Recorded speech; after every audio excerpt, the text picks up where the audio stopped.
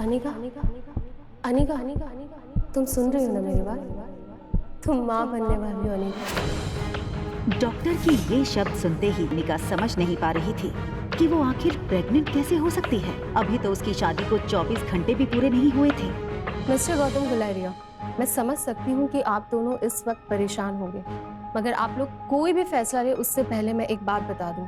Pregnancy 4 महीने पार हो चुकी है, so abortion is out of question. Impossible doctor, आपसे कुछ गलती हुई है। मैं प्रेग्नेंट कैसे हो सकती हूँ? अक्सर कार की बैक सीट पर बैठने वाले गौतम आज अनिका को पीछे बैठाकर खुद ड्राइवर के साथ वाली सीट पर बैठ गए थे, मानो ऐसा करके वो अनिका को अपनी नाराजगी जता रहे हों।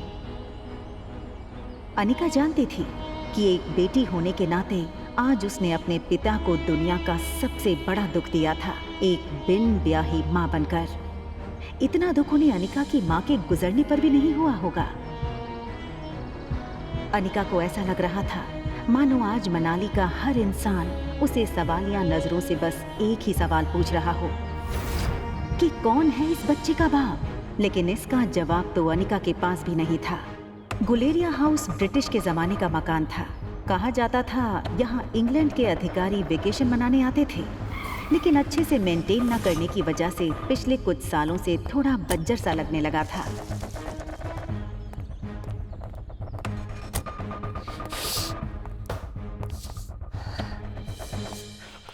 अनिका कमजोर शरीर और भारी कदमों से गौतम के पीछे पीछे घर में दाखिल हुई। बिन माँ की पली बड़ी अनिका को आज सबसे ज्यादा जरूरत थी तो उसके पापा के इमोशनल सपोर्ट की। मुश्किल से एक मौका मिला था हमें हमारी जिंदगी फिर से बेहतर बनाने का। नसीब वाली थी तुम जो तुम्हारी डोगरा खानदान के इकलौते वारिस कुणाल डोगरा से शादी हुई थी। You know, कितने पावरफुल लोग हैं। मनाली का सबसे पावरफुल खानदान डोगराज। हमारे सारे कर्ज, पेंडिंग कोर्ट केस, हमारी हर तकलीफ से हमें बाहर निकाला था उन लोगों। लेकिन शादी के 24 घंटे में ही तुमने हमारी जिंदगी वापस से जहन्नुम बना दी। उन लोगों को अगर तुम्हारे इस कारनामे के बारे में पता चलेगा तो पता नहीं क्या होगा। और तुम्हारी छोटी बहन कामिनी, उससे कौन शादी करेगा? भले ही वो तुम्हारी सौतेली बहन हो, लेकिन तुम्हारे इस कारनामे की वजह से उसकी भी तो बदनामी होगी।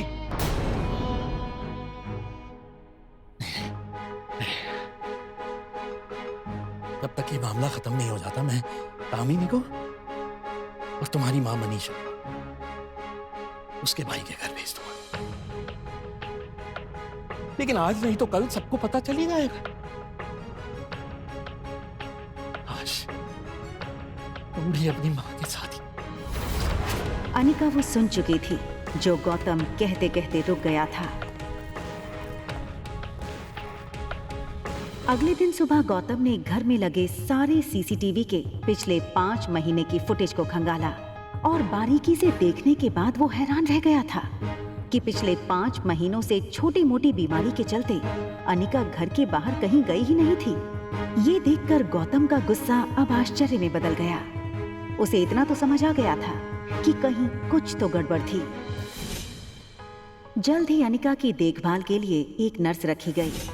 लगातार देखभाल और दवाइयों से अनिका की सेहत में काफी सुधार आया। 4 महीने बीत चुके थे, लेकिन साथ ही साथ उसे ये बात रोमांचक कर रही थी कि उसके अंदर एक नन्ही सी जान पल रही है जो सिर्फ और सिर्फ उसका होगा। अनिका अपनी छोटी सी दुनिया में लगभग सब कुछ भूल चुकी थी। न वो किसी से मिलती, न कोई उससे मिलता।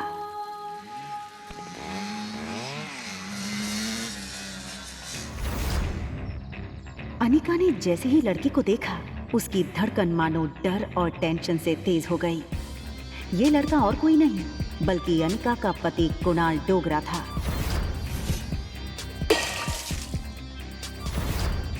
कुणाल की शादी अनिका से भले ही उसकी मर्जी के खिलाफ करवाई गई थी, लेकिन अपनी बीवी की कोख में किसी और का बच्चा देखना कोई भी मर्द बर्दाश्त नहीं कर पाए।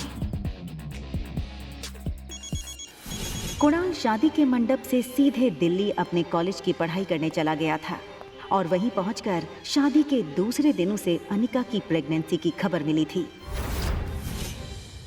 अरे कुणाल बेटा, आज अचानक से तुमने फोन किया कि तुम्हारे कॉलेज की तुम्हारी छुट्टियां शुरू हो गई क्या?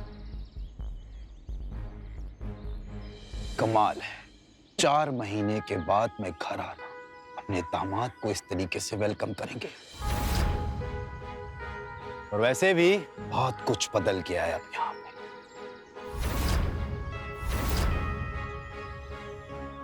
आओ बेटा, अंदर चलकर बात कर। देखो कुणाल, अगर तुम इस शादी को तोड़ना चाहते हो तो मैं समझ सकता हूँ। तुम समझ सकते हो, लेकिन ये बात मेरे दादाजी नहीं समझ सकते। जबरदस्ती इसे मेरी शादी करा दी। जब जब इसको देखता हूं ना, ऐसा लगता है एक ऐसे गुनाहों की सजा मिल रही है जो गुनाह मैंने कभी किए ही नहीं। देखो इस बेशरम को कैसे खड़ी है। मैं इस शादी को नहीं मानती। ये सुनकर कुणाल और गौतम दोनों ही शॉक थे। देखो बेटा, इस वक्त अनिका की तबीयत ठीक नहीं है, इसकी बातों पर ध्यान मत दो। और रहा सवाल इस बच्चे का, तो उसके पैदा होते ही उसे अनिका से हमेशा के लिए दूर कर दिया जाएगा, मेरा यकीन कर।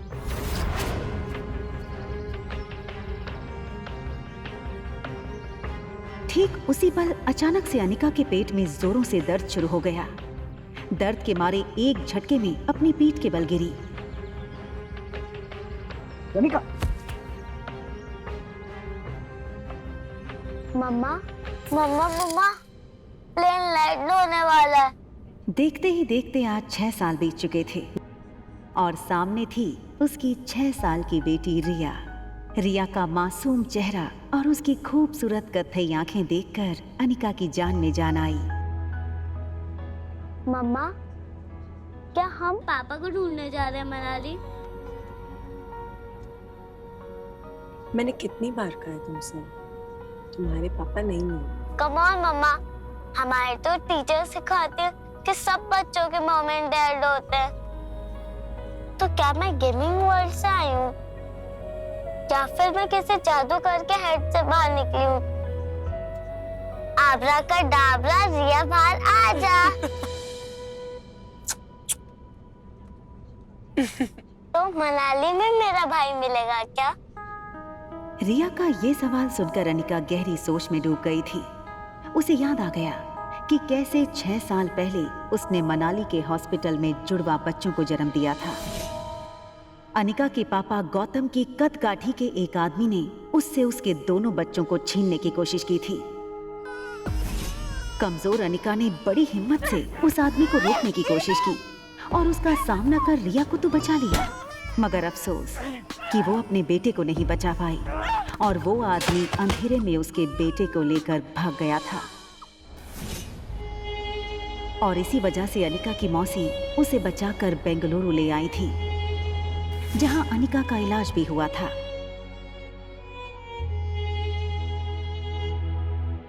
हालांकि इन 6 सालों में अनिका पूरी तरह से बदल चुकी थी।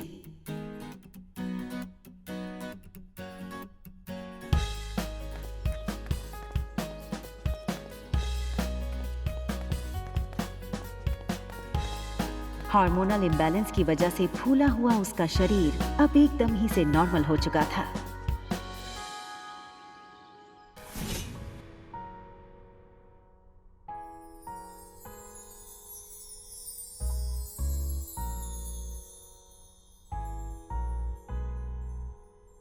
कितनी खूबसूरत लग रही हो तुम। मनाली में तो लोगों के होश उड़ जाएंगे।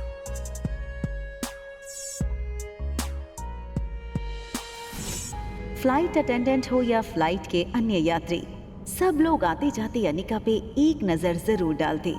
और डालते भी क्यों नहीं, शिफॉन की साड़ी में अनिका किसी भी फिल्मी एक्ट्रेस से कम नहीं लग रही थी। Excuse me, ma'am. Is there anything I can bring for you?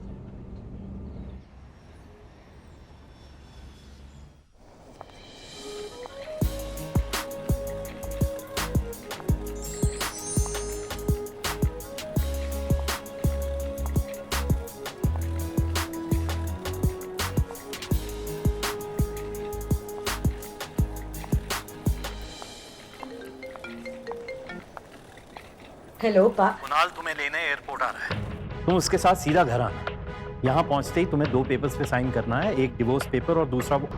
इतना कहकर गौतम अटक गया और फिर कुछ सोचकर उसने आगे कहा, खैर तुम घर आओ, यहाँ पहुंचते ही मैं तुम्हें सब समझाता हूँ।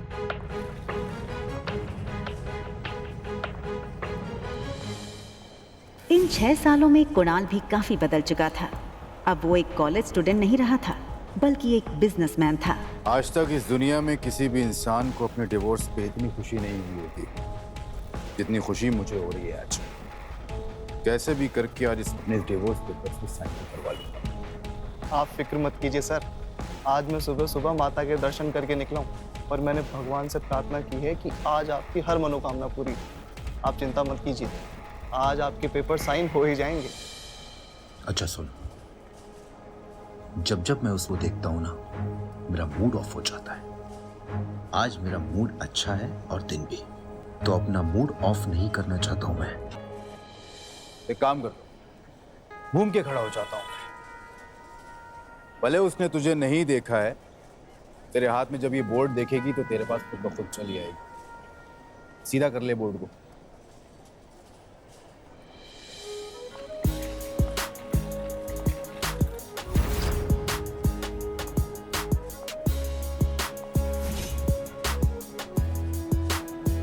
कुणाल ने एयरपोर्ट से बाहर आते हुए एक लड़की को देखा और फिर देखता ही रह गया। कुणाल बिना वक्त गवाए इस लड़की के सामने आकर खड़ा हो गया। अनिका एक पल के लिए सहम गई और उसे लगा कि पहले की तरह कहीं कुणाल उसकी फिर से इंसल्ट न कर दे, और इसीलिए अनिका सीधे कुणाल को थप्पड़ जड़ देना चाहती थी, मगर वो अपनी बेटी रिया के सामने कोई तमाशा नहीं करना चाहती थी। Hi miss gorgeous. अब लगता है मनाली में आप पहली बार आई हैं, क्योंकि अगर आप पहले आई होती तो ये पॉसिबल नहीं कि आप मेरी नजर से अननोटिस होती। टैक्सी। टैक्सी की क्या जरूरत है? आप कहिए, जहां कहिए वहां मैं आपको ड्रॉप कर सकता हूं अपनी कार से। इफ यू अरे ये छोटी सी गुड़िया कौन है? हाँ, लगता है ये आपकी छोटी बहन है।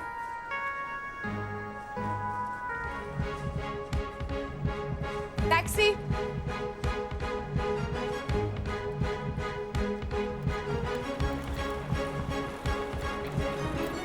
टैक्सी वहां से निकलने ही वाली थी कि तभी कुणाल ने टैक्सी रोकी। आप अपना नाम तो बता दीजिए। ये सुनकर अनिका ने बिना किसी भी हाव भाव से धीरे से कहा, अनिका गुलेरिया।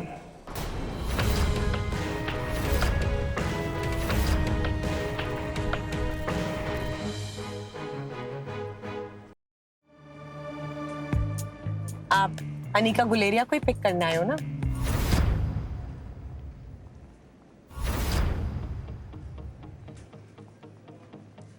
अरे वो उसको मैं टैक्सी में भेज दूंगा। एक काम करिए, आप दोनों मेरे साथ मेरी कार में चलिए, मैं ड्रॉप कर दूंगा आप लोग।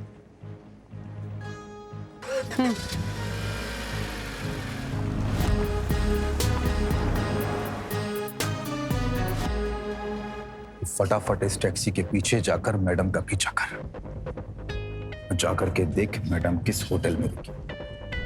ध्यान रहे, हाँ? कोई भी तुझ पे शक ना करे। चल भाग, फटाफट भाग।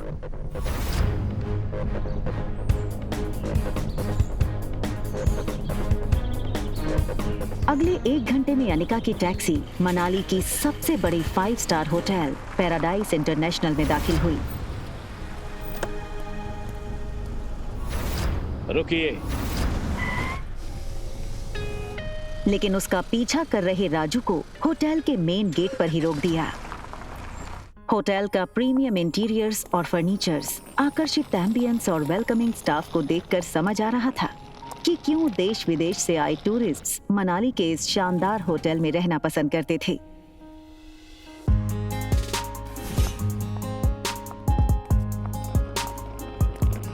इस टूर पे में 2 ही रूम्स हैं। जी मैम, इस टॉप फ्लोर पे सिर्फ 2 ही लग्जरी अपार्टमेंट्स हैं। एक आपका और दूसरा हमारे होटल के मालिक रोहित मारवा सर का है। प्रेसिडेंशियल स्वीट एक काफी लग्जूरियस अपार्टमेंट था। ये प्रेसिडेंशियल स्वीट हर कोई अफोर्ड नहीं कर सकता था, मगर world famous neurosurgeon doctor Amrita उर्फ अनिका को इससे क्या फर्क पड़ने वाला था। तुम चेंज करो, मैं आ रही।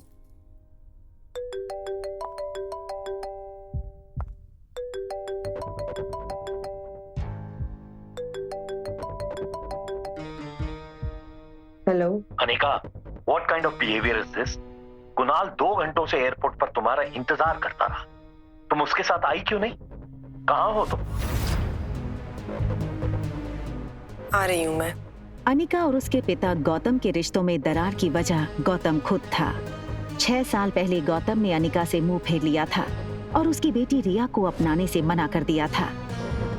इन 6 सालों में गौतम ने कभी भी अनिका को याद नहीं किया और आज उससे डिवोर्स पेपर साइन करने के लिए बार बार कॉल किए जा रहे हैं।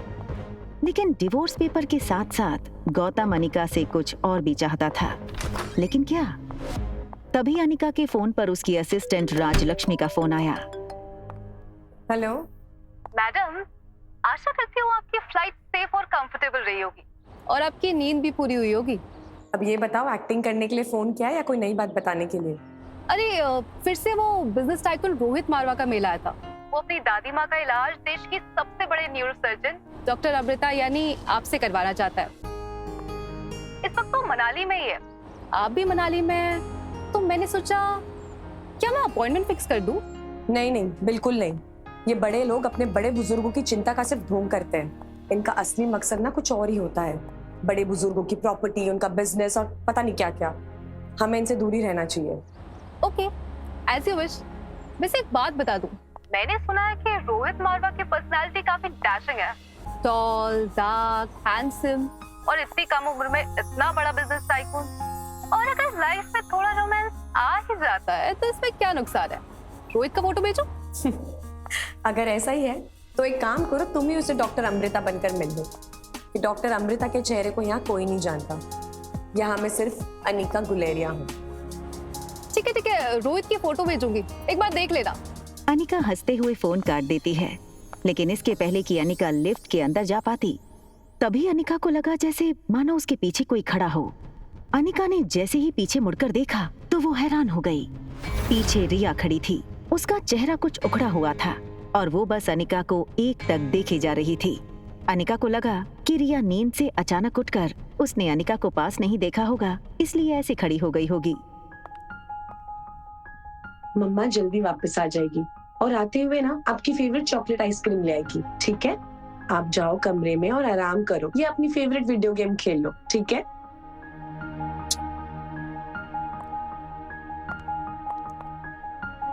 सीधा कमरे में ही जाना, okay? Mama loves you and she will miss you a lot. बाहर जाने की जल्दी में अनिका एक बात भूल रही थी कि उसने अपने कमरे का दरवाजा बाहर से बंद किया था। फिर भी रिया रूम से बाहर कैसे आ गई थी?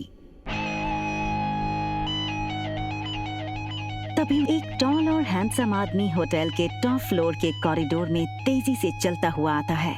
ये आदमी था मारवा इंडस्ट्रीज का सीईओ रोहित मारवा।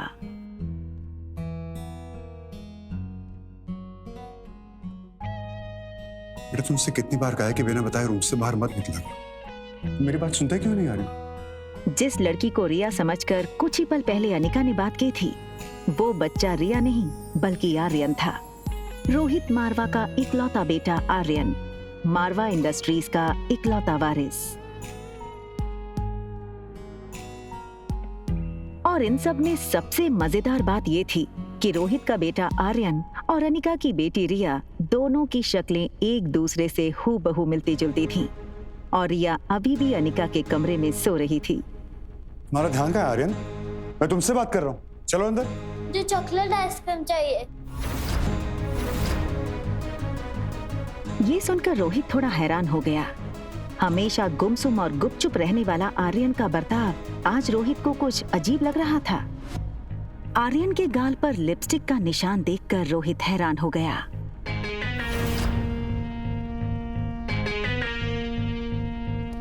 रोहित ने तुरंत सिक्योरिटी चीफ को फोन करके उसके रूम के बाहर का सीसीटीवी फुटेज तुरंत मंगवाया।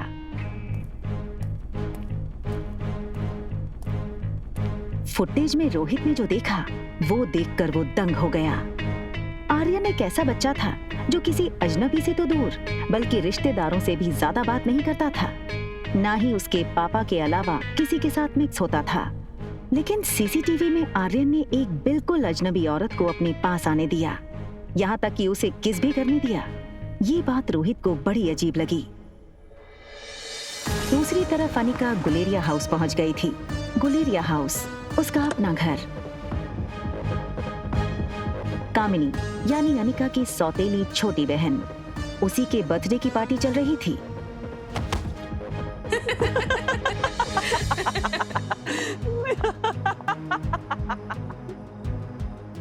जैसे ही उस लड़की को अनिका ने देखा, उसे याद आया कि वो लड़की उसकी बुआ की बेटी प्रीति है। अगले साल मिस हिमाचल बनोगी और उसके बाद मिस इंडिया। क्या तुम अभी भी कहोगी कि तुम्हारी अनिका दीदी मुझसे ज्यादा खूबसूरत है? हाँ, अनिका दी सबसे ज्यादा सुंदर है। अच्छा, तो एक काम करते हैं, वोटिंग करते हैं। तो आप लोग वोट करोगे ज्यादा खूबसूरत कौन है, ठीक है? ये बात कहकर कामिनी ने अपने एक दोस्त से सिगरेट जलाने का लाइटर लिया और उससे अनिका की फोटो जला दी।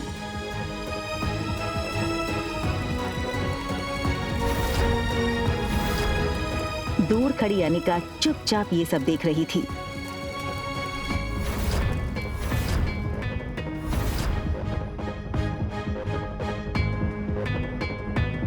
सो गाइस, आप वोटिंग के साथ तैयार हैं? तो बताओ मुझे कितने वोट? कामिनी, कामिनी, कामिनी, कामिनी, कामिनी, कामिनी, कामिनी, कामिनी। बेचारी प्रीति, सारे वोट्स तो मुझे ही मिल गए और तुम हार गई। चलो कोई बात नहीं, अब हार ही गई हो तो इसकी सजा तो मिलनी होगी। तो तुम्हारी सजा ये है कि तुम्हारी इस खूबसूरत मोटी दीदी की फोटो तो मैंने इस जूस के ग्लास में डाल दी, तो बस तुम्हें अब इसे पीना है।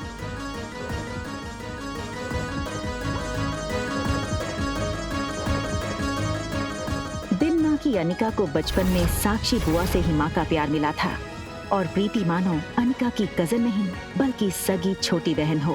अनिका दी, हाँ?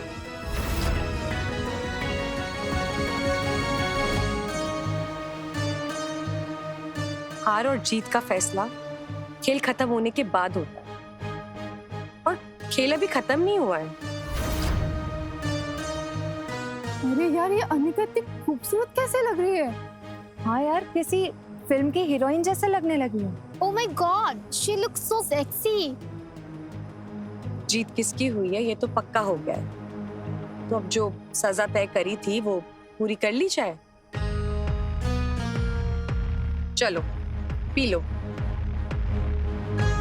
और तभी ग्लास टूटने की आवाज सुनकर गौतम और अनिका की सौतेली माँ मनीषा वहां आ गए। पापा, मम्मा देखो ना, ये अनिका मेरी बर्थडे पार्टी में आकर मेरी पार्टी खराब करना चाहती। मैंने तो बस इसे इतना कहा कि तुमने अपना वजन कैसे घटाया, और ये कहने लगी कि मैं तुमसे काफी खूबसूरत हूँ और तो तुम्हारी औकात ही क्या है मेरे साथ। सबके सामने मेरी इज्जत थी। पापा बस करो अनिका, बहुत तमाशा हो गया। एक डिवोर्स पेपर पे साइन करने के लिए और कितना नाटक करोगी तुम? हमारे साथ अंदर आओ, तुमसे कुछ जरूरी बात करनी है।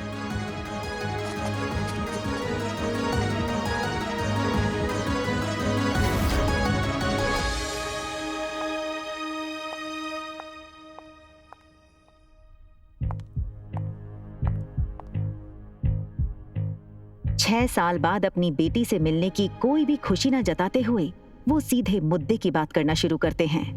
देखो अनिका, जो हो गया सो हो गया। हमें और परेशान करके तुम्हें क्या मिलेगा? तुम मेहरबानी करके इन दो कागजात पर साइन कर दो। मैं तो सिर्फ डिवोर्स पेपर साइन करने आई थी, ये दूसरे पेपर्स? दरअसल तुमसे डिवोर्स लेने के बाद हम, यानी कि मैं और तुम्हारी नई माँ, ये चाहते हैं कि कुणाल और कामिनी की शादी हो जाए। कुणाल को भी इस शादी से कोई एतराज नहीं है और कामिनी तो पहले से ही कुणाल को चाहती थी। बस कुणाल के दादाजी की एक ही इच्छा है। दरअसल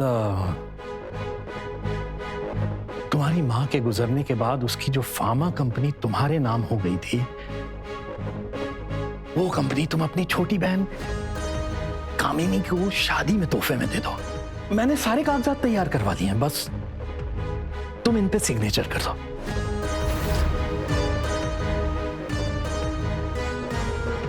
वो कभी सोच नहीं सकती थी कि डोगरा खानदान के साथ रिश्ता बनाए रखने के लिए उसके पापा इतना नीचे गिर सकते हैं।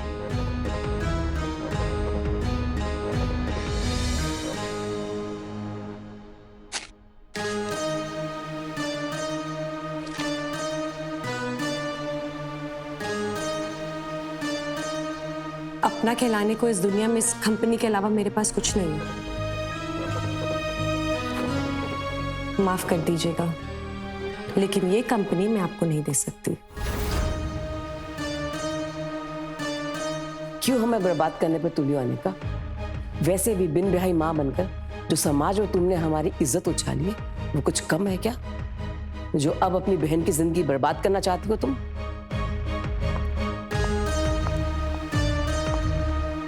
तुम्हें क्या लगता है कि अगर तुम कंपनी मेरे नाम नहीं करोगी तो कुणाल मुझसे शादी नहीं करेगा?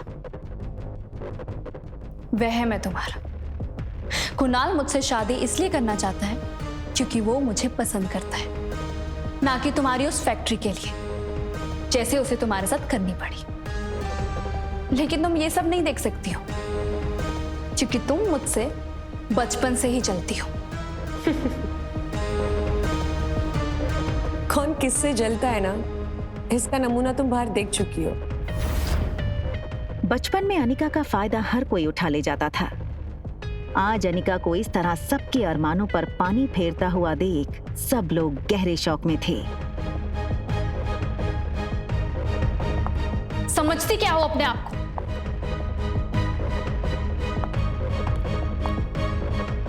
वजन घटाया है तो जुबान लड़ाना भी सीख गई हो क्या? चाहे कुछ भी कह लो, मैं कल भी तुमसे ज्यादा खूबसूरत थी और हमेशा तुमसे ज्यादा खूबसूरत रहूंगी। दिखने में भी आगे और पढ़ने में भी आगे। कुछ ही सालों में मैं डॉक्टर बन जाऊंगी। मुझ जैसी लड़की को छोड़कर कुणाल तुम्हारे पास कभी वापस आ ही नहीं सकता। ठीक है, फिर एक और शर्त लगा ले।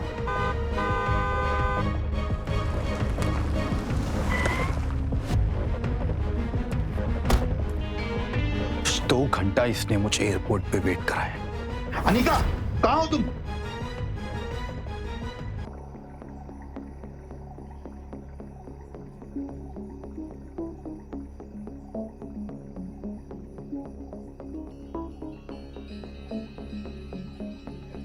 उसी वक्त कुणाल के फोन पर उसके ड्राइवर राजू का मैसेज आया जिसमें लिखा था hotel paradise international.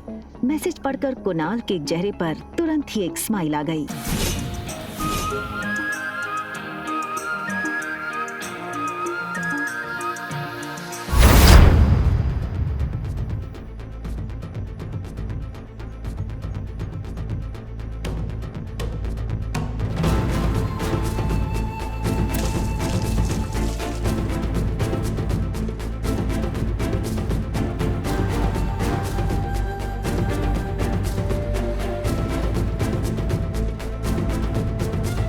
Okay fine, क्या चाहती हो तुम? छोटी बहन हो तुम मेरी। बस इतना कहूंगी कि ये कुणाल के पीछे पागलपन ठीक नहीं है। वो अच्छा लड़का नहीं है। Just shut up, mind your own business. मुझे सब पता है कि कौन कैसा है, और अगर तुम्हें इतनी फिक्र है तो कंपनी मेरे नाम क्यों नहीं कर देती? वैसे किसके लिए बचा कर रखी है ये कंपनी? अपने यार के लिए?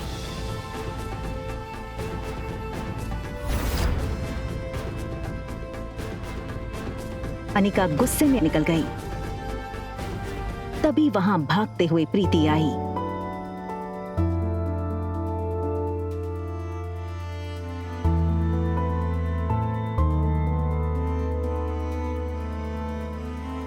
अनिका ने प्यार से प्रीति के गाल पर हाथ फेरा और फिर चली गई।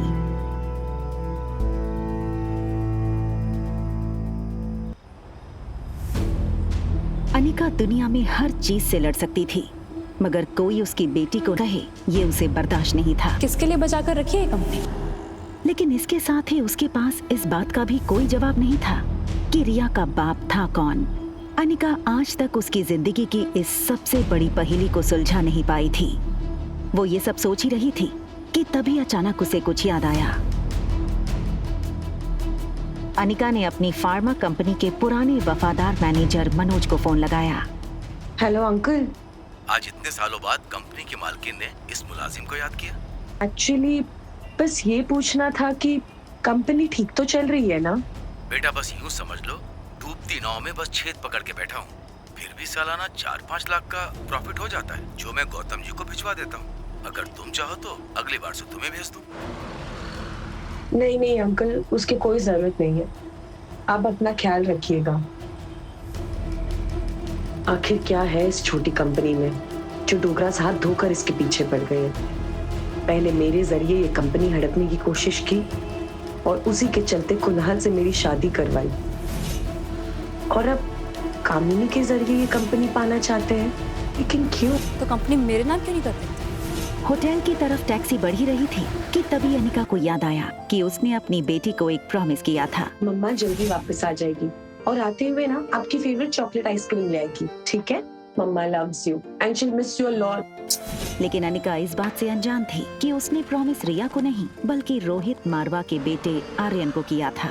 होटल पहुंचते ही अनिका की कार को सिक्योरिटी गार्ड्स ने घेर लिया और वो अनिका का रास्ता रोक के खड़े हो गए।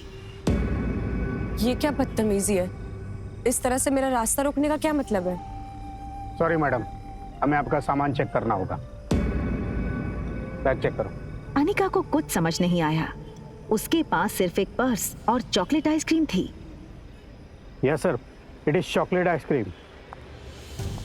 अनिका ने रोहित की फोटो देखी थी, वो उसे तुरंत पहचान गई। What nonsense is this? You can't do this with me. I will call the police right away. Anika की गहरी काली आंखों को देखकर रोहित एक सेकंड भूल गया कि वो क्या कहने आया था। तभी दूसरे पल को वो अपनी सेंसेस में आया और चेहरे पर बिना किसी भाव के उसने कहा, परफेक्ट। पहले खुद चोरी करो फिर खुद ही पुलिस को बुलाओ। Just perfect. What? मुझसे और मेरे बेटे से दूर रहना। Excuse me. मैं कब तुम्हारे पास आई?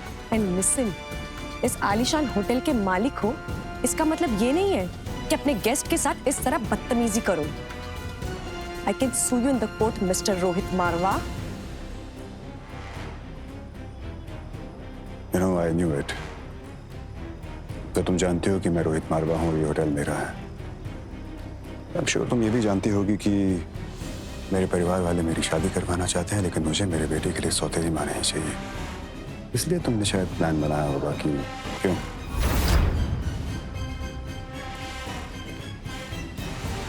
Just stay away from my son.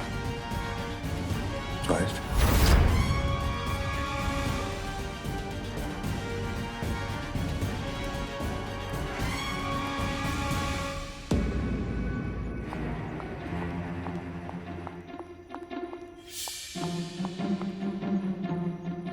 दरवाजा बंद होने ही वाला था कि तभी एक पांव दरवाजे के बीच में आया। ये लड़का और कोई नहीं बल्कि रोहित मारवा का कजन भाई सनी था। Think something out of the box. आप ही की तरह काफी लड़कियां पहले भी कोशिश कर चुकी हैं, ये तरीका भी पहले अपना चुकी हैं, लेकिन जो मेरे भैया है ना, वो बहुत स्ट्रिक्ट है। वो किसी से मिलते ही नहीं है और ना ही उनसे या फिर आर्यन से कोई मिल सकता है, मेरे सिवा।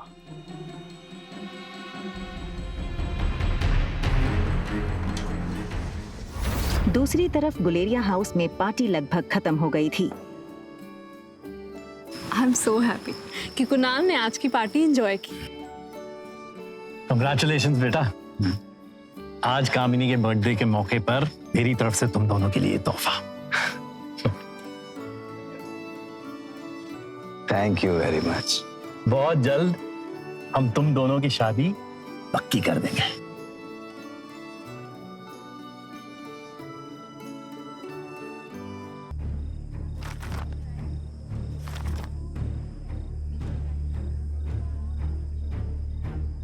ये क्या है? ये सिर्फ डिवोर्स पेपर्स है। कंपनी के पेपर्स कहाँ हैं? ये हो सकती है शादी। कंपनी के पेपर्स अगर नहीं मिले तो मेरे घर वाले इस शादी के लिए नहीं मानेंगे और ना ही मैं। रखिए, चलो।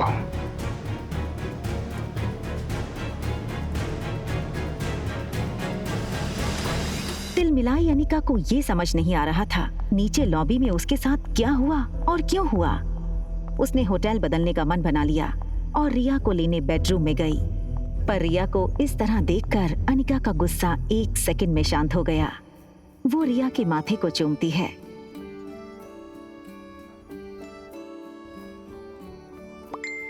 तभी उसके फोन में एक नोटिफिकेशन आया। अनिका ने मोबाइल चेक किया तो देखा कि उसके डॉक्टर अमृता नाम वाले मेल बॉक्स में रोहित मारवा का मैसेज आया था। और मीट यू अर्जेंटली। एक पेशेंट है जिसका दिमाग का ऑपरेशन करवाना है, जो सिर्फ आप कर सकती हैं।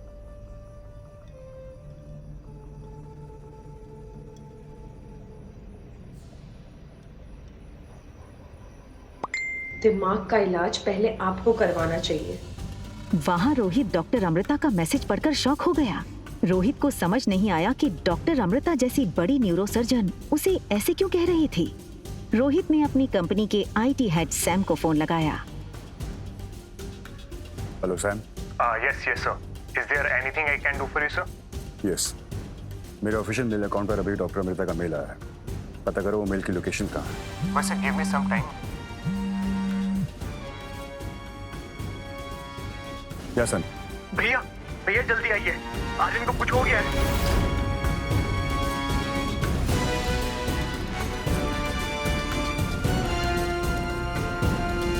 रोहित ने लिफ्ट में टॉप फ्लोर का बटन दबाया, मगर आज उसे अपनी लिफ्ट की स्पीड बहुत स्लो लग रही थी। आर्यन पर जरा सी तकलीफ आए तो रोहित बर्दाश्त नहीं कर सकता था। सनी दरवाजे पर रोहित का इंतजार कर रहा था।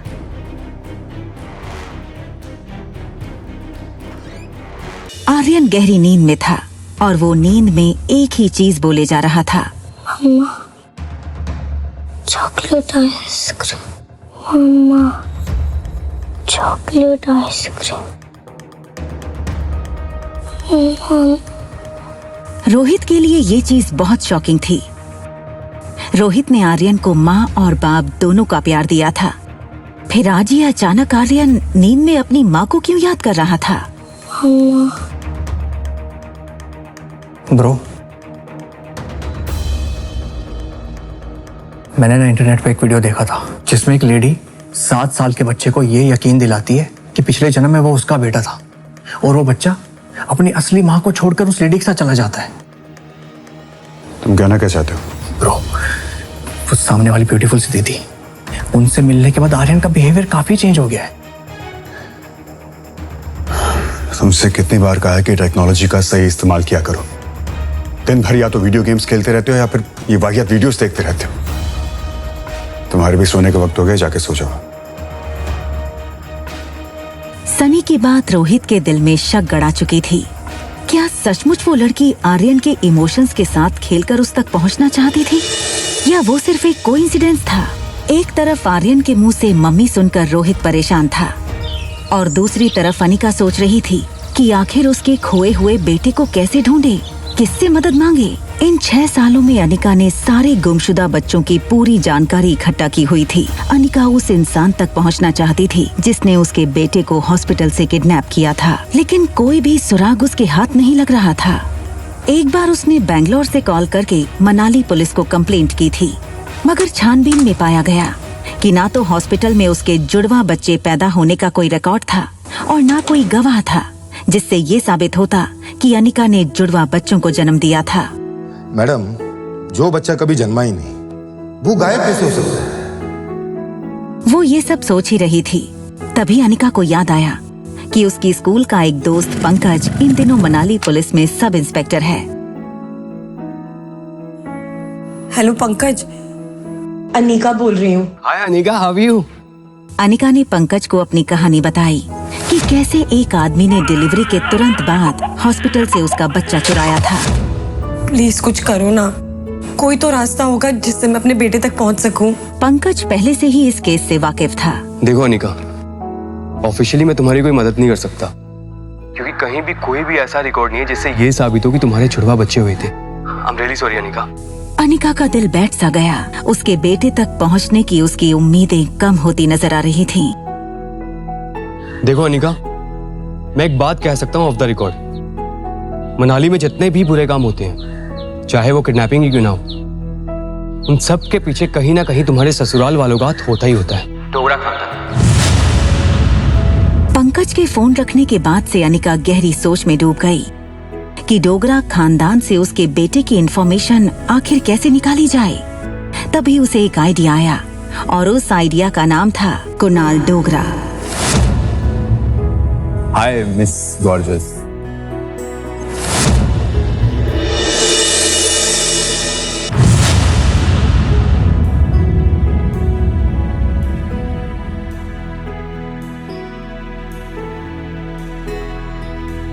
रिया अभी अपनी गेम में इतनी इन्वॉल्व थी कि उसके पास क्या चल रहा है उसकी कोई खबर ही नहीं थी।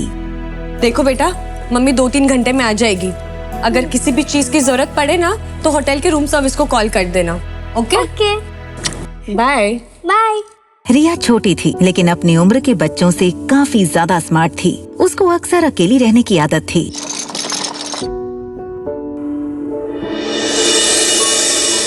और सुनो, कुछ भी हो जाए रूम से बाहर मत निकलना। हमारे रूम के सामने ही ना एक छोटा पागल और एक बड़ा पागल रहता है, ठीक है? नहीं जाऊंगी। Love you. Bye bye.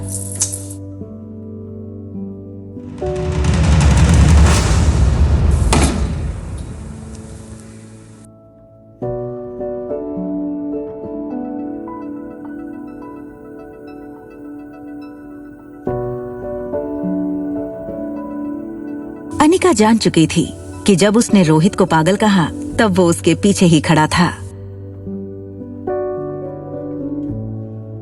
Anika सोच रही थी कि दूसरी लिफ्ट ले लूंगी, तभी लिफ्ट मैन ने कहा, प्लीज कम इन मैडम। ना चाहते हुए भी अनिका को वही लिफ्ट में जाना पड़ा। अनिका सोच रही थी कि आखिर रोहित ने उसकी बात सुन के कुछ रिएक्ट क्यों नहीं किया। वहीं दूसरी तरफ रोहित इस लड़की को समझने की कोशिश कर रहा था। आपने छोटा पागल किसको बोला? आपके होटल में रहने वाले मेहमानों की प्राइवेसी का बिल्कुल ख्याल नहीं रखा जाता क्या? हमारी होटल मनाली की सबसे सेफ और सिक्योर होटल है। इतनी सिक्योरिटी के बावजूद ना कल मेरी चॉकलेट आइसक्रीम चोरी हो गई थी। इनफैक्ट कुछ डाकू आए और मेरी आइसक्रीम लूट के चले गए। एक्सक्यूज मी, आपने हमें डाकू बोला? हाँ बोला, क्योंकि कल तुम्हारी वजह से पहली बार मैं अपनी बेटी को दिया हुआ प्रॉमिस पूरा नहीं कर पाई। क्या मतलब? वो चॉकलेट आइसक्रीम आप अपनी बेटी के लिए लाई थी?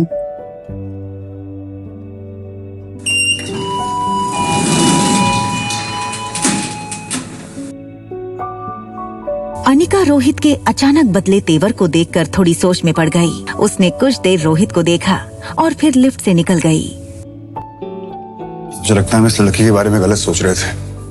वो आइसक्रीम उसने अपनी बेटी के लिए मंगाई थी। No bro, I am telling you, ये लड़की जैसी दिखती है ना वैसी है नहीं।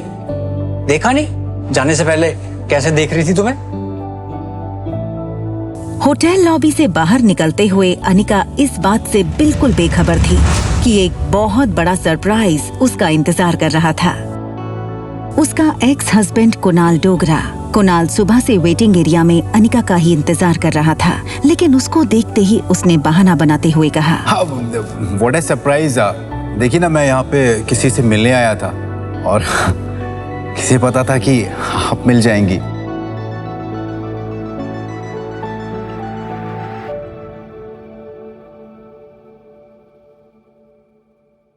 Thank you. My pleasure. वैसे यहाँ पास में ना एक बहुत अच्छी कॉफी शॉप है, तो क्या आप मेरे साथ कॉफी पे इफ यू चल सकती है? अनिका ने हाँ कर दी। कुणाल को अपनी लक पर विश्वास नहीं हो रहा था। That's great. लेकिन कितनी अजीब सी बात है ना कि हम लोग लगातार 2 दिन से मिल रहे हैं लेकिन एक दूसरे का नाम ही नहीं जानते हैं अभी।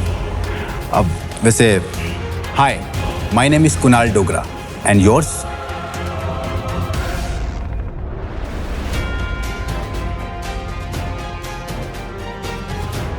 Ragini. Pleasure to meet you miss Ragini.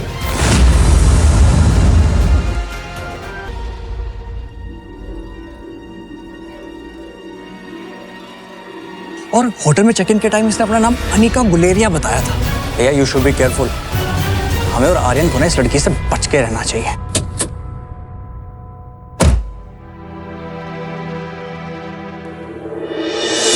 सारे रास्ते अनिका ने सिर्फ कुणाल की बातें सुनी थी, लेकिन वो मन ही मन सोच रही थी कि वो कुणाल से अपने बच्चे के बारे में कैसे पूछे। Please coffee. अब वैसे मैं सोच रहा था कि आपकी जो छोटी बहन है उनमें और आप में काफी एज डिफरेंस लगता है। वो होंगी 6-7 साल की, आप 21-22। काफी जानकारी है आपको मेरे बारे में। हाँ मतलब वैसे कुछ जानकारी मैंने भी आपके बारे में इकट्ठा की हुई है। अच्छा जी। जैसे कि आप मैरिड हैं। इनफैक्ट आपकी शादी के वक्त आपकी वाइफ 4 मंथ्स प्रेग्नेंट थी, राइट? रागिनी तुम ये सब कैसे जानती हो? अरे आप ही ने कहा था ना कि मनाली में किसी से भी कुणाल डोगरा के बारे में पूछ लो तो वो मुझे आपके घर तक पहुंचा देगा।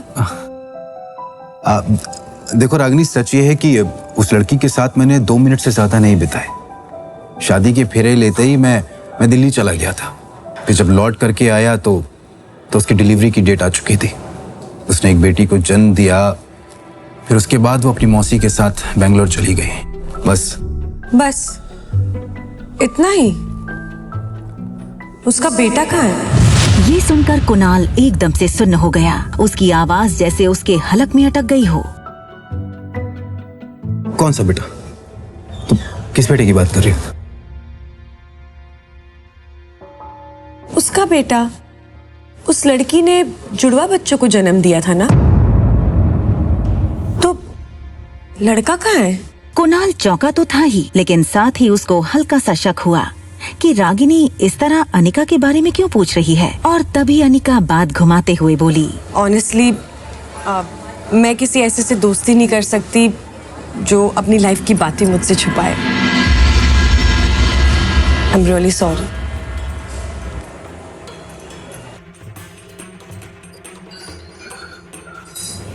रागिनी, मैं बताता हूं। क्या आज अनिका को अपने खोए हुए बेटे के बारे में पता चल जाएगा? अनिका की धड़कनें तेज हो चुकी थीं। पिछले 6 सालों से अनिका को बस इसी पल का इंतजार था कि कहीं से उसके बेटे की कोई खबर मिले।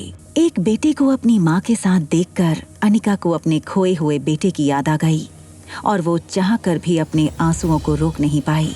लेकिन फिर अपने आंसुओं को छुपाने के लिए तुरंत अनिका ने पर्स से सनग्लासेस निकाले और पहन लिए। मुझे रागिनी को रोकना होगा। देखो रागिनी, मैं सच में नहीं जानता हूँ कि वो बच्चा इस वक्त कहाँ पे है, लेकिन ये जरूर जानता हूँ कि अनिका के पापा गौतम ने उसे किडनैप किया है।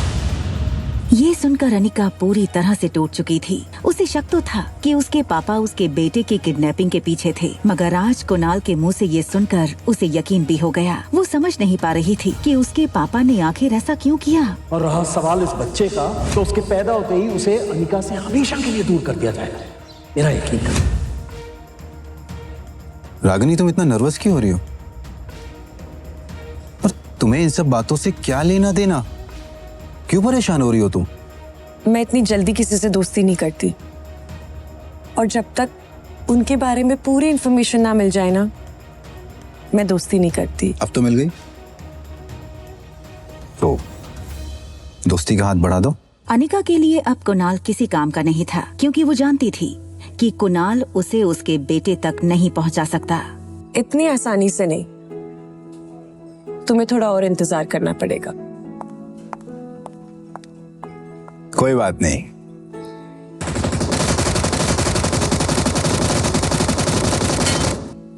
पीछे रहो, मैं आगे जाके दुश्मन का बंकर उड़ा देती हूँ।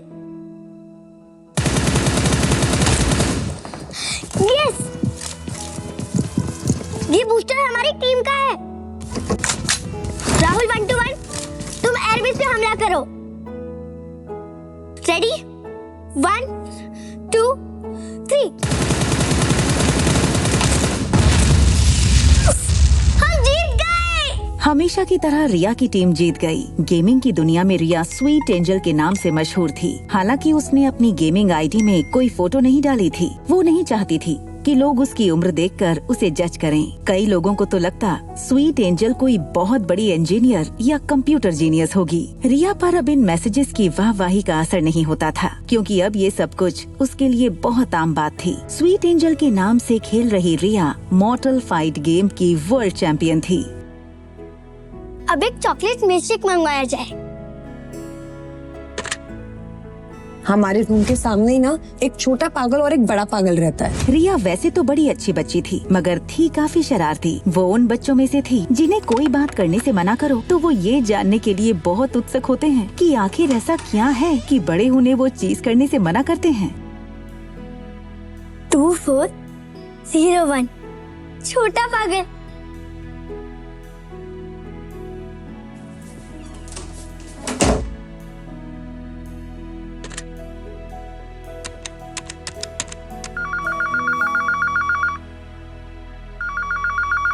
हमेशा तुम्हारी वजह से ना गेम हार जाता है यार। ज्यादा से ज्यादा स्वीट एंजल की गेम को फॉलो किया करो ताकि तुम लोग भी कुछ सीख सको। हद है यार तुम लोगों की।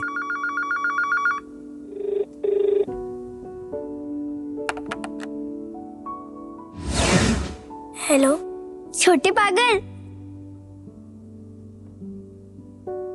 मैं पागल नहीं हूँ। तुम्हें ये बात मेरी टीचर ने बताई क्या? अच्छा, तो तुम्हारी टीचर भी ये बात जानती है क्या? तुम स्कूल जाती हो? ऑफ कोर्स, हर बच्चा स्कूल जाता है। तुम नहीं जाते क्या? मैं स्कूल जाता था जब हम पूरी फैमिली के साथ रहते थे। फिर डैड मुझे यहाँ लेकर आ गए। ये होटल डैड की है और अब हम इस होटल में ही रहते हैं। और ट्यूशन टीचर भी यहीं आती है मुझे पढ़ाने। स्कूल नहीं जाते, होटल को अपना घर बना रखा है। अच्छा एक बात बताओ, तुम्हारा कोई फ्रेंड है यहाँ पर?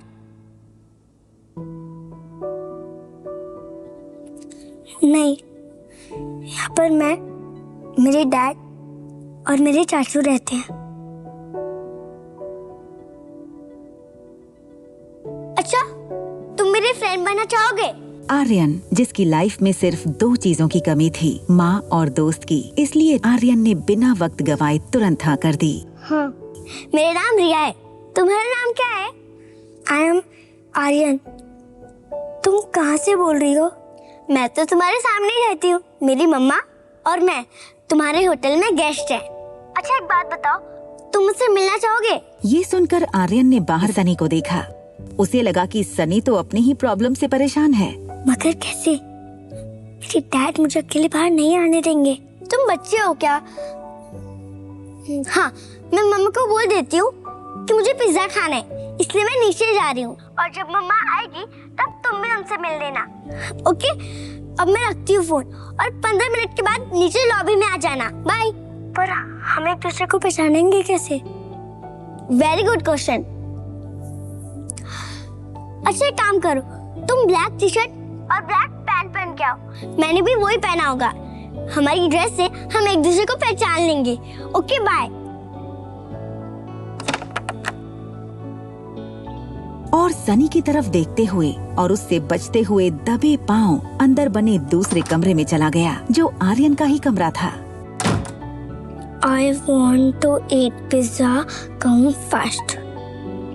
दूसरी तरफ रिया ये सोचकर खुश थी कि इस नई जगह पर उसने नया दोस्त बनाया था।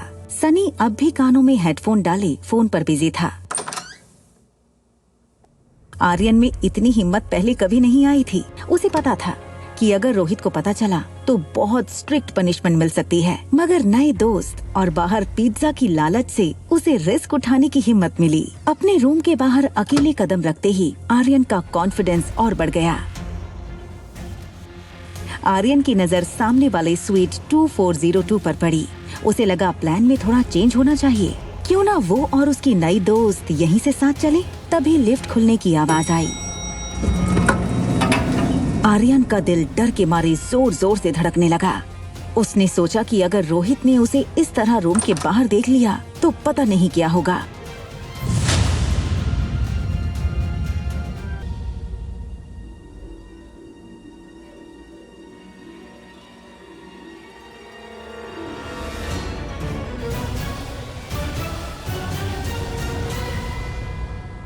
एक माह होने के बावजूद आर्यन को black jeans, black T shirt और स्पोर्ट शूज में देखकर वो भी धोखा खा गई थी और सोच रही थी कि ये उसकी बेटी रिया है। I am so sorry, mama is late no. और ये क्या बदमाशी है रूम से बाहर आने की? अनिका अपने रूम का दरवाजा खोलने के लिए आगे बढ़ी। रूम के अंदर रिया थी, लेकिन इससे पहले कि अनिका रूम खोल पाती, उसकी नजर रिया के मैसेज पर पड़ी। आई एम सो सॉरी। भूख लगी होगी ना तुम्हें? चलो किसी अच्छे से रेस्टोरेंट में जाके पिज्जा खाते हैं, ओके? चलो। जब से आर्यन अनिका से मिला था, वो बस उसे ही देखे जा रहा था।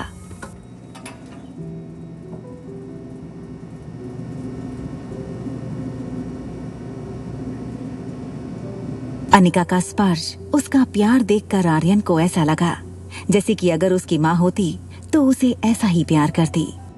आर्यन ये तक भूल चुका था कि उसे उसकी नई दोस्त को मिलना था। इस वक्त आर्यन को अनिका की ममता के आगे और कुछ नहीं दिख रहा था। लिफ्ट में अनिका की बगल में खड़ा आर्यन धीरे से अचानक अनिका की उंगली पकड़ लेता है।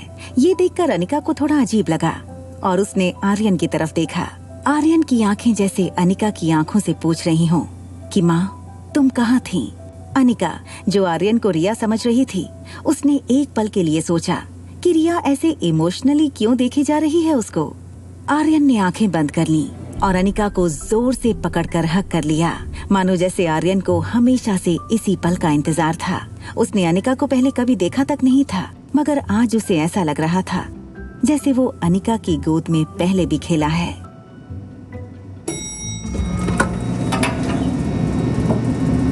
रोहित और अनिका की नजरें एक दूसरे से मिली, लेकिन दोनों में से किसी ने कुछ नहीं कहा। आर्यन का सर अनिका के कंधों पर झुके होने के कारण रोहित को आर्यन का चेहरा नहीं दिखा। रोहित बस अनिका को जाते हुए देखे जा रहा था। ऐसा लग रहा था मानो रोहित अभी आर्यन को अनिका की गोद में देख लेगा। आगे चली जा रही अनिका को कुछ एहसास हुआ। उसने पलटकर रोहित की तरफ देखा तो पाया कि रोहित उसे ही देखे जा रहा था। सर, रोहित को अपने आप पर गुस्सा आ रहा था। उसे लगा कहीं अनिका को गलत सिग्नल ना मिले। तभी लिफ्ट के बाहर से कोई हलचल ना होने के कारण रोहित को लगा कि अनिका अब चली गई होगी। कंफर्म करने के लिए उसने लिफ्ट के बाहर सर निकालकर चेक किया तो देखा कि अनिका अब भी वहीं खड़ी थी।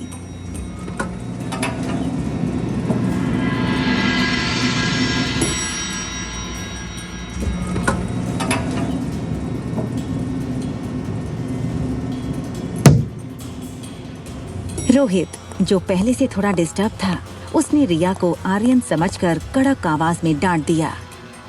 तुम फिर बाहर निकल आए?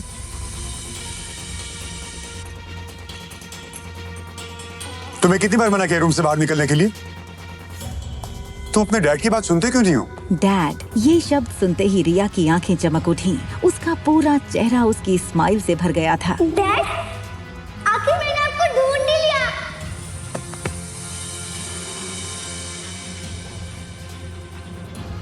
रोहित गुमसुम और चुपचाप रहने वाले आर्यन का ऐसा मस्ती भरा रूप देखकर हो गया था हैरान। दूसरी ओर अनिका भी मस्ती करने वाली रिया को इस तरह गुमसुम देखकर हो गई थी परेशान। बच्चों की अदला बदली से अनिका और रोहित आखिर कब तक रहेंगे अनजान?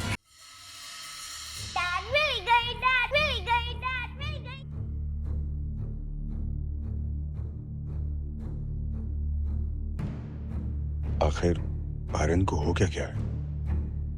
इससे पहले तो इसने कभी ऐसा बिहेव नहीं किया था।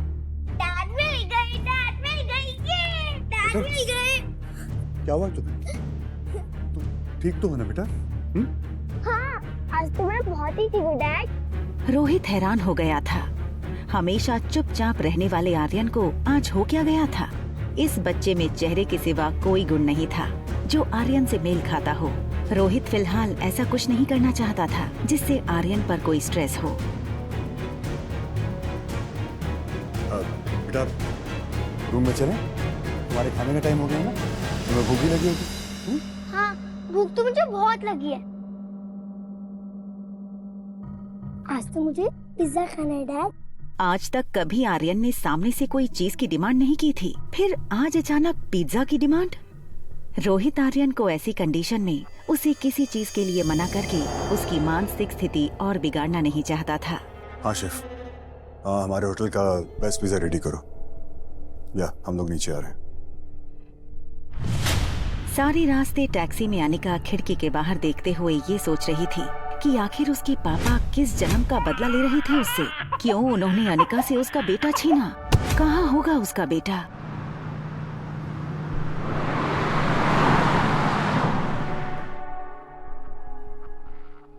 चलो गेम टाइम ओवर, टैब लाओ। रेस्टोरेंट पहुंचने के बाद अनिका को ये रियलाइज हुआ कि रिया ना तो गेम खेल रही थी ना तो कुछ बोल रही थी। वो बस अनिका को देखे जा रही थी।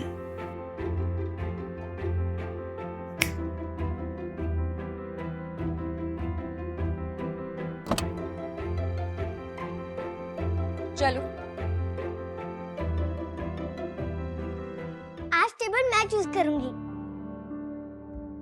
रिया ने ऐसा टेबल चुना जहाँ से लिफ्ट का दरवाजा ठीक से दिखाई दे। उसे अपने दोस्त को पहचानना था, ये वाला जो ब्लैक जीन्स और ब्लैक टी शर्ट पहने लिफ्ट से निकलेगा। नहीं नहीं, आप यहाँ मत बैठिए, वहाँ बैठिए। आर्यन का ऐसा बर्ताव रोहित ने पहले कभी नहीं देखा था।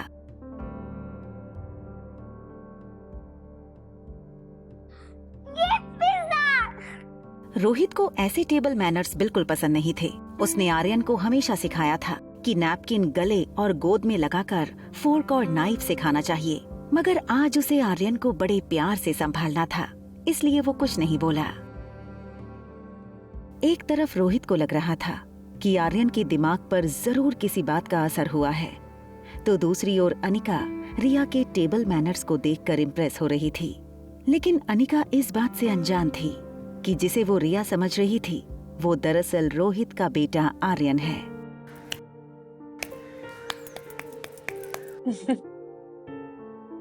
अचानक अनिका की नजर रिया की आंखों पर पड़ी। आर्यन की आंखें हमेशा थकी हुई और कमजोर लगती थीं, इसलिए अनिका ने अपनी पर्स से एक आईना निकाला और आर्यन को दिखाकर बोली, ये तुम्हारी आंखों को क्या हो गया है? ये देखो, ये सारा दिन ना गेम खेल खेल के ही होता है। Why don't you listen to your mom? Mom, I will listen to you. हमेशा बिंदास रहने वाली रिया को इतना शांत देखकर अनिका को उसकी चिंता हुई।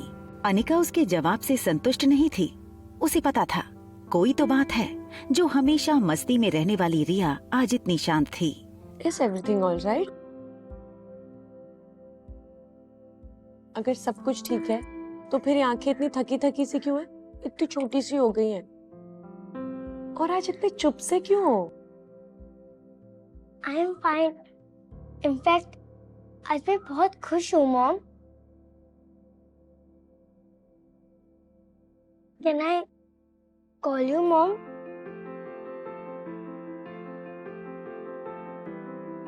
अनिका ने सोचा कि रिया आज तक उसे मम्मा बुलाती थी, अब मॉम बुलाना चाहती है।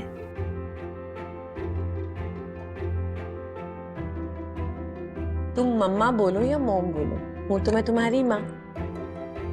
सचमुच? I love you mom.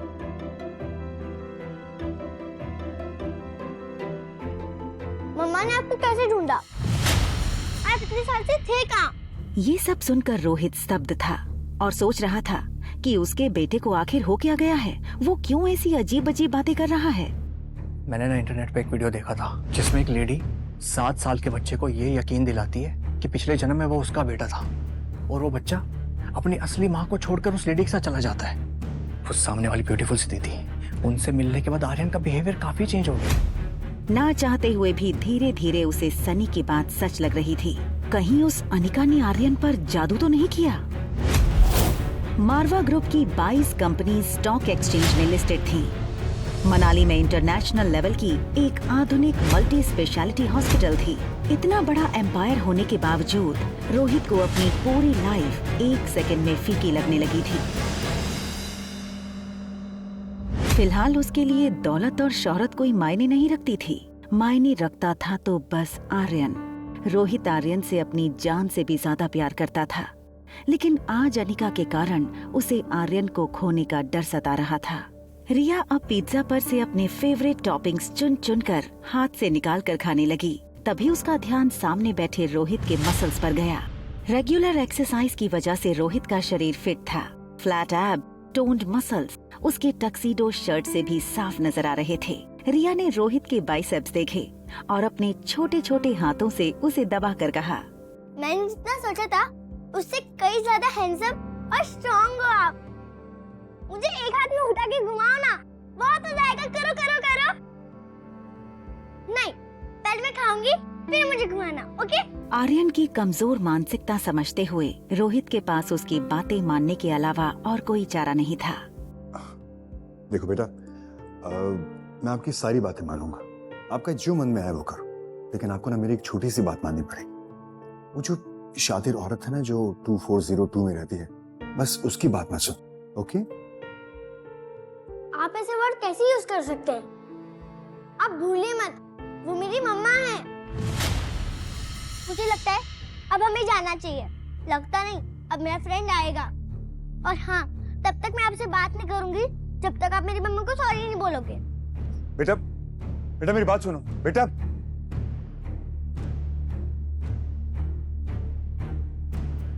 Rohit ने देखा कि आज आर्यन की बातों में, उसकी चाल में एक अलग ही कॉन्फिडेंस था। उसने हमेशा चाहा था आर्यन भी बाकी बच्चों की तरह स्ट्रॉन्ग और कॉन्फिडेंट हो, मगर इस तरह का ओवरनाइट बदलाव उससे हजम नहीं हो रहा था। मुझे वॉशरूम जाना है।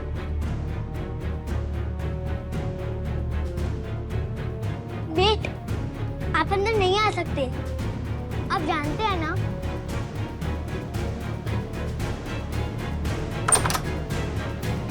ये देखकर रोहित का सर मानो घूमने लगा। वो सोच रहा था कि भले ही आर्यन सिर्फ 6 साल का था, उसे इतनी समझ तो थी कि उसे कौन से वॉशरूम में जाना चाहिए, लेकिन वो ये नहीं जानता था कि जिसे वो आर्यन समझ रहा था वो दरअसल रिया थी। रोहित ने वहीं खड़े खड़े डॉक्टर अग्रवाल को फोन लगाया। डॉक्टर अग्रवाल मारवास की मल्टी स्पेशलिटी हॉस्पिटल के डीन थे। Hello Rohit, how are you? Doctor, I guess Aryan needs a immediate psychological attention. वो होटल में किसी गेस्ट को अपनी मॉम समझने लगा है और वो relax Rohit, no need to panic, it's normal. Usually इस उम्र में बिना माँ के बच्चे ऐसा करते हैं। इनफैक्ट कई बच्चे तो अपनी मरी हुई माँ से बातें भी करते हैं। It's just a passing phase. फिर भी अगर सिम्टम्स लॉन्ग लास्टिंग रहे तो let me know and I will appoint the best child psychologist for you, okay? Okay doctor, thank you. ठीक उसी वक्त अनिका आर्यन को लेकर मेन एंट्रेंस से आई। आर्यन ने पीछे से पापा को पहचाना। उसे पता था कि अगर पापा ने आर्यन को उसे किसी अजनबी के साथ बाहर से आते देख लिया तो उसकी खैर नहीं। इससे पहले कि रोहित उनकी तरफ मुड़ता, आर्यन अनिका के पीछे से स्टेयरकेस के रास्ते ऊपर चला गया। रोहित किसी की भी परवाह किए बिना अनिका पर टूट पड़ा। क्या चाहिए तुम्हें? क्यों कर रही हो मेरे बेटे के साथ ऐसा? देखिए, आई थिंक आपको कोई ना गलतफहमी हुई है। कितने पैसे चाहिए तुम्हें? जितने तुमने सोचे नहीं होगे उससे कहीं ज्यादा मिलेंगे, लेकिन हमसे दूर रहो। बस हाँ, अब इसके आगे कुछ मत बोलना। क्या ना बोलूं? तुमने मेरे बेटे की हालत देखी है? और आप मेरे बेटे के सामने जो बकवास कर रहे हैं, आपको समझ आ रहा है उस पर क्या असर पड़ेगा? हाँ रिया,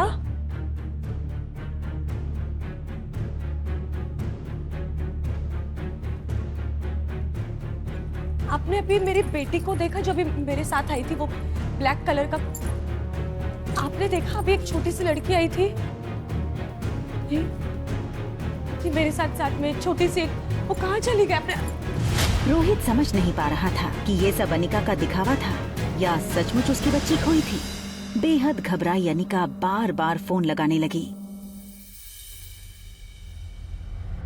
वहाँ आर्यन टॉप फ्लोर पर अपने कमरे का दरवाजा नॉक करने लगा। कुछ देर बाद जब सनी ने दरवाजा खोला तो आर्यन को बाहर देखकर वो यकीन नहीं कर पाया। उसे डर था कहीं रोहित ने आर्यन को कमरे के बाहर देख लिया तो आर्यन के साथ साथ उसकी भी खैर नहीं। अरे तुम बाहर कब गए? मुस्कुराना बंद करो, बताओ मुझे तुम बाहर कब गए? फिर भैया ने तुम्हें देख लिया होगा ना। तुम्हारे साथ जो होगा सो होगा। मैं अपने फोन से हाथ धो बैठूंगा। और अगर मेरा फोन मुझसे छिन गया ना तो तुम्हें मैं नहीं छोड़ूंगा। डैड ने मुझे नहीं देखा। मैं सीधे से फर्स्ट फ्लोर पे आ गया, फिर लिफ्ट से सीधा यहाँ। पर तुम गए कहाँ थे? पिज्जा खाने।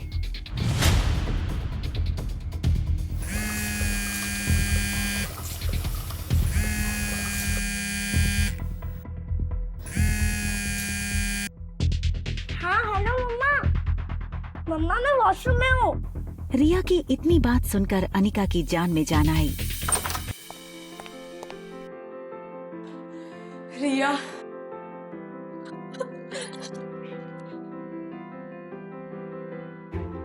डरा दिया तूने। सारा दिन तू इतनी वेल बिहेव थी और होटल में आती तेरी शैतानी शुरू। आपका पिज्जा बहुत टेस्टी था मम्मा।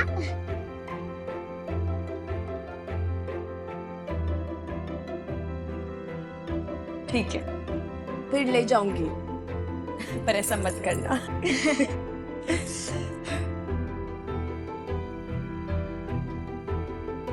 वॉशरूम के सामने एक सर्विस लिफ्ट थी।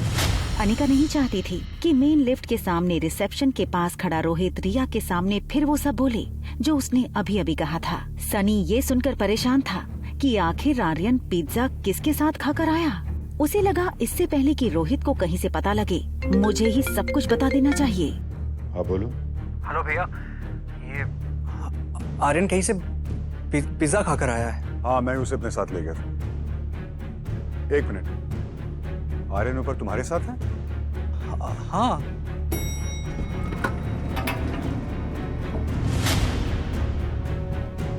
ठीक है, मैं ऊपर आता हूँ।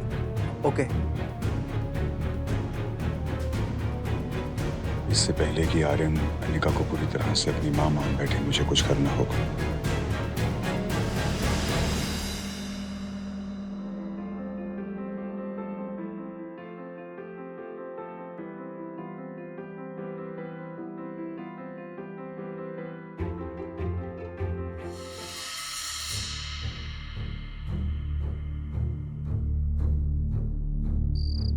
रात के 11 बज चुके थे। अनिका अपने स्वीट के बेडरूम में बेड पर लेट गई। सारे दिन की थकान के बाद अब उसके शरीर की कमजोरी उसकी आंखों में साफ दिखाई दे रही थी। वहाँ बगल में रिया बेड पर लेटी तो थी, मगर नींद उससे कोसों दूर थी। रिया की आंखों के सामने बार बार एक ही फिल्म चल रही थी। रिया, मम्मा और डैड घूमने गए हैं और रिया डैड के कंधों पर बैठी है। मम्मा, कितना अच्छा होगा ना जब आप और डैड दोनों साथ रहोगे, है ना? अनिका की कच्ची नींद अब गहरी हो चुकी थी, इसलिए उसने रिया की बात नहीं सुनी। रिया ने मम्मा को डिस्टर्ब न करने का सोच के उसे हक कर लिया। अपनी आंखें बंद की, ये सोचकर कि शायद नींद आ जाए। वहाँ आर्यन की भी हालत कुछ वैसी ही थी, खुली आंखें और नींद गायब। आर्यन अपने कमरे में हमेशा डैडी के साथ सोता था, मगर आज उसके साथ थी मॉम के साथ बिताए वक्त की स्वीट मेमोरीज। मॉर्निंग बर्ड्स की मीठी आवाजों के बीच आर्यन की आंखें खुली। बीती रात उसे काफी अच्छी नींद आई थी, और क्यों ना हो, आर्यन ने जिंदगी में पहली बार माँ का स्पर्श महसूस किया था।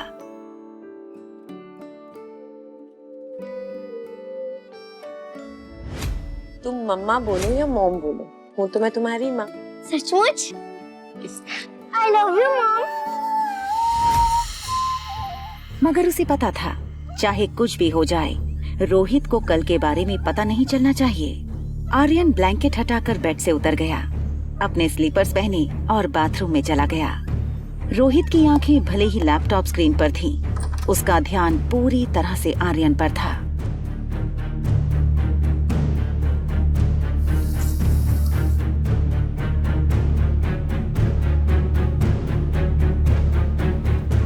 Good morning dad.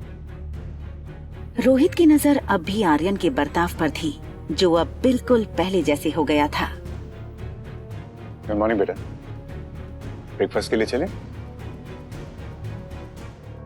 Dining table पर रोज की तरह होटल के सर्विस स्टाफ ने नाश्ता सजा दिया था। Orange juice, bread toast, butter और सैलेड। रोहित ने राहत की सांस ली। आर्यन पहले की तरह नॉर्मल हो गया था।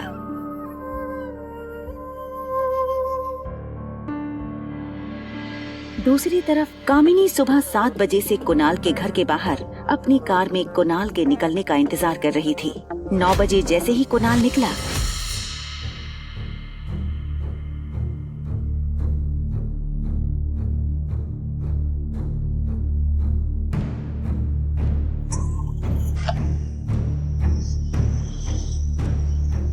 अनिका की सौतेली बहन कामिनी अपने होने वाले मंगेतर कुणाल का अपनी कार से तेजी से पीछा कर रही थी।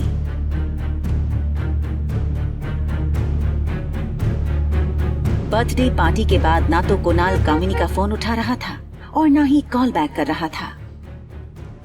कंपनी के पेपर्स कहाँ हैं? ये हो सकती है शादी। कंपनी के पेपर्स अगर नहीं मिले तो मेरे घर वाले इस शादी के लिए नहीं मानेंगे और ना ही मैं। कामिनी को लग रहा था कि क्योंकि अनिका ने अपनी कंपनी के पेपर्स उसके नाम नहीं किए थे, इसलिए उस बात को लेकर कुणाल अब तक नाराज है। लेकिन वो इस बात से बेखबर थी कि कुणाल किस मकसद से अपने घर से निकला है। ना तो कुणाल कामिनी का फोन उठा रहा था और ना ही कॉल बैक कर रहा था। कामिनी को कुणाल का ये बर्ताव बहुत अजीब लग रहा था, इसलिए कामिनी कुणाल का पीछा करके पता करना चाहती थी कि आखिर कुणाल कहाँ और किसके साथ बिजी है।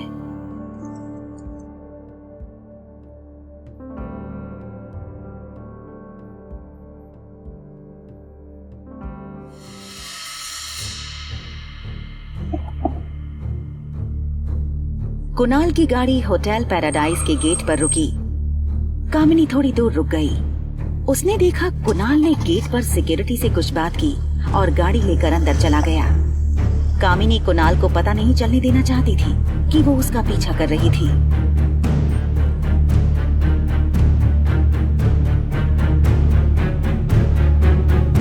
उसने देखा कुणाल वैले पार्किंग के लिए अपनी कार दे रहा था।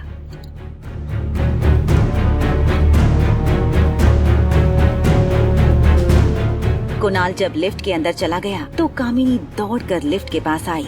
उसने देखा कि लिफ्ट 4th फ्लोर पर रुकी और उसने कुणाल का पीछा करने का मन बना लिया। कामिनी जानना चाहती थी कि आखिर कुणाल इस होटल में क्या कर रहा है। 4th फ्लोर का कॉरिडोर खाली था। कामिनी चुपके से बाहर आई। हील्स की आवाज सुनकर कुणाल चौकन्ना हो गया और वो झट से मुड़ा।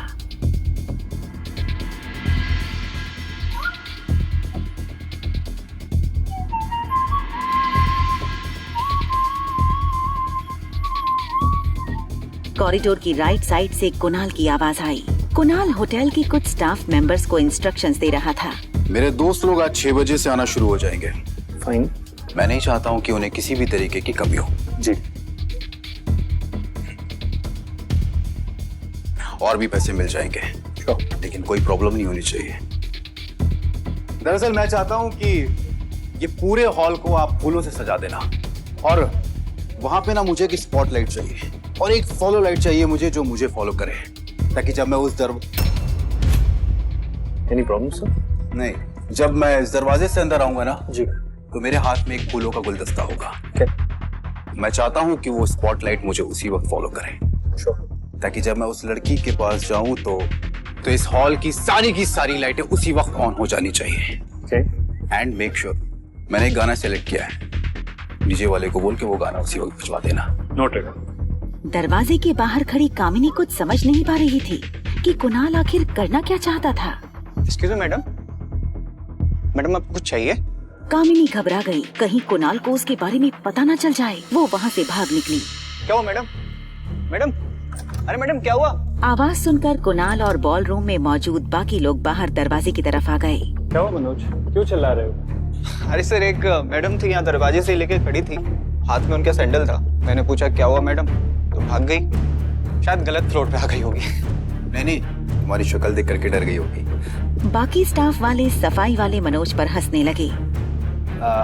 अच्छा सुनो, मेरा एक काम करोगे? हाँ सर करूंगा। देखो, अगर काम करोगे तो। कुणाल ने मनोज के हाथ में 2000 रुपए दिए। 2000 रुपए हुए तुम्हारे। रखो रखो। काम नहीं पूछोगे क्या है? क्या है? कुणाल ने अपनी जेब से फोन निकाला और रागिनी की तस्वीर मनोज को दिखाई। ये लड़की इसी होटल में रुकी हुई है। अब तुम्हें ये पता करना है कि इसका रूम नंबर क्या है। हो जाएगा सर। गुड। और फिर जब ये हो जाए तो फिर उसके बाद एक छोटा सा काम और कर देना। ये लेटर उसको दे देना। दे दूंगा सर, आप टेंशन मत लो। कामिनी गहरी सोच में अपनी गाड़ी की तरफ बढ़ रही थी। उसे ये तक पता नहीं था कि उसके पाँव की सैंडल अब तक उसके हाथों में थी।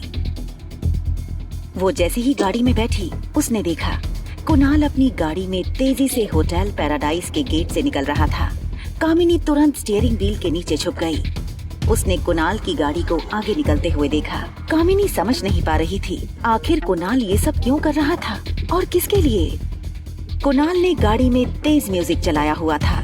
कुणाल ये मैसेज अपने नजदीकी दोस्तों को करने वाला था। वो चाहता था कि वो अपनी नई खूबसूरत दोस्त को अपने सारे फ्रेंड से इंट्रोड्यूस करवाए। गाड़ी चलाते हुए मैसेज भेजने वाले कुणाल को ये पता नहीं चला कि कब उसने गलती से ये मैसेज कामिनी को भी भेज दिया। कामिनी अपनी गाड़ी में सर स्टीयरिंग पर रखकर बैठी थी। कामिनी को शक हो चुका था कि कुणाल की जिंदगी में शायद कोई और लड़की है।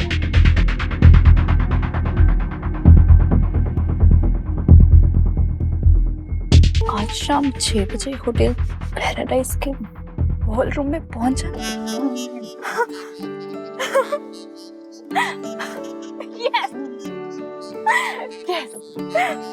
ये मैसेज पढ़कर मानो कामिनी को अपनी खोई जिंदगी वापस मिल गई थी। कामिनी को लगा कि सारी प्लानिंग कुणाल ने इसलिए की थी ताकि आज शाम वो कामिनी को शादी के लिए प्रपोज कर सके। बेचारी कामिनी को खुद पर शर्म आ रही थी। उसे लगा कुणाल पर उसे इस तरह शक नहीं करना चाहिए था। अब कामिनी को आज के स्पेशल दिन पर कुणाल के लिए कुछ स्पेशल करना था। कामिनी ने सोचा, अगर आज के दिन अनिका की कंपनी में कुणाल को तोहफे में दूं तो अच्छा सरप्राइज होगा। अनिका उस वक्त रिया के साथ बैठकर उसके स्कूल प्रोजेक्ट पूरे करने में मदद कर रही थी। ये पेज फिनिश करो, मैं आ रही हूँ। अनिका रिया से थोड़ा दूर होकर बोली, हेलो। सुनो अनिका, मुझे वो फार्मा कंपनी आज ही चाहिए।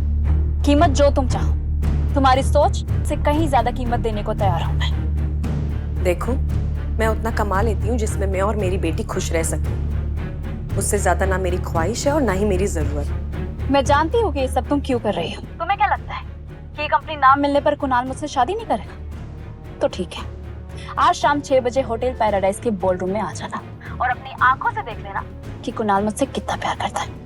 हिम्मत है तो आ जाना। और एक बात और अनिका, तुम्हारे बीते हुए कल के बारे में तुमसे ज्यादा मैं जानती हूँ। और अगर तुम्हें अपने पास्ट के बारे में कुछ अहम बातें जाननी है तो जरूर आना। होटल पैराडाइज इंटरनेशनल बॉलरूम शाम 6 बजे। पर क्या बात हो सकती थी वो? अनिका ने सोचा, क्या वो बात फार्मा कंपनी से जुड़ी थी या शायद उसकी शादी से जुड़ी थी या फिर उसके खोए हुए बेटे की? अनिका के मन में ये ख्याल चल ही रहा था कि स्वीट की डोरबेल बजी। मैं खोलूंगी।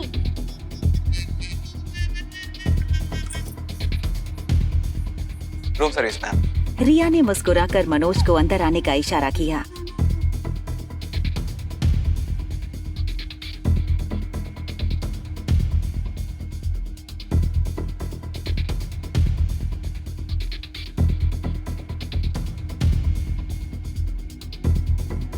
Madam, it's done. ये तो वही मैडम है जिसको लेटर देना है। अनिका ने अपने पर्स से 100 की नोट निकाली और मनोज के हाथ में थमा दी। मनोज ने अपनी जेब से कुणाल का लेटर निकाला और अनिका के हाथ में दे दिया। अनिका को लगा शायद ये होटल का कोई बिल होगा। उसने लेटर को अनफोल्ड किया। लेटर में लिखा था, डियर रागिनी, आखिर हमारा खत आपके कमरे तक पहुंच ही गया। हमारी दोस्ती को भी एक मौका दीजिए। आज शाम 6 बजे होटल के बॉलरूम में। लेटर की लिखावट पर से अनिका ये समझ गई थी कि ये हरकत कुणाल की थी। बस अनिका को ये बात समझ नहीं आ रही थी कि कुणाल अगर आज शाम को बॉलरूम में कामिनी को प्रपोज करने वाला था तो उसने अनिका को वहाँ क्यों बुलाया था। और अगर तुम्हें अपने पास्ट के बारे में कुछ अहम बातें जाननी है तो जरूर आना। होटल पैराडाइज इंटरनेशनल बॉलरूम शाम 6 बजे। तभी अनिका को ख्याल आया कि रूम सर्विस वाला आखिर कुणाल को कैसे जानता है। उससे बात करने के लिए वो तुरंत अपने रूम से बाहर आई, लेकिन मनोज उसे नहीं मिला। रोहित अपने स्वीट में वीडियो कॉन्फ्रेंस के जरिए कंपनी के बोर्ड मेंबर की मीटिंग अटेंड कर रहा था। उसके फोन पर बार बार कंपनी का IT हेड सैम फोन कर रहा था। रोहित को पता था कि सैम के पास जरूर डॉक्टर अमृता की कोई न्यूज होगी। कॉन्फ्रेंस खत्म करने के बाद रोहित सैम को फोन लगाने ही वाला था कि आर्यन की ट्यूशन टीचर मैरी आर्यन के रूम से बाहर आई।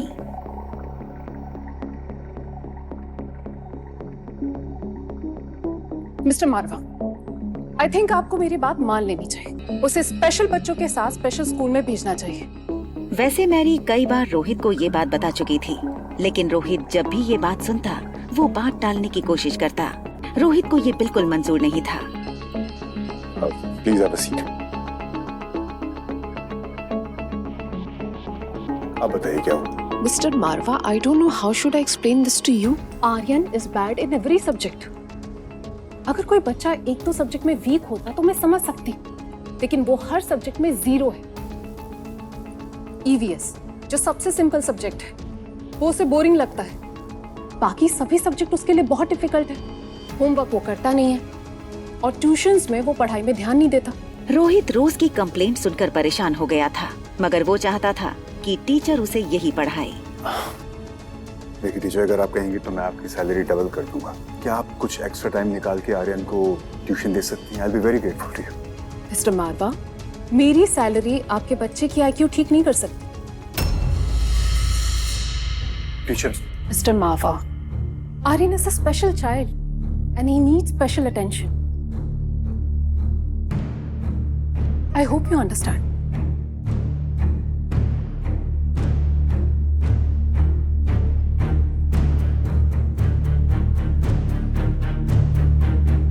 हाँ सर बोलो। सर मैंने मेल की लोकेशन ट्रैक किया है और बहुत ही हैरान कर देने वाली बात है सर, डॉक्टर अमृता ने जिस नेटवर्क के जरिए हमें मेल भेजा है वो मनाली का ही है। एंड गेस व्हाट सर, इस वक्त डॉक्टर अमृता आपके ही होटल पैराडाइज में है। क्या रोहित को पता चल जाएगा कि अनिका ही डॉक्टर अमृता है?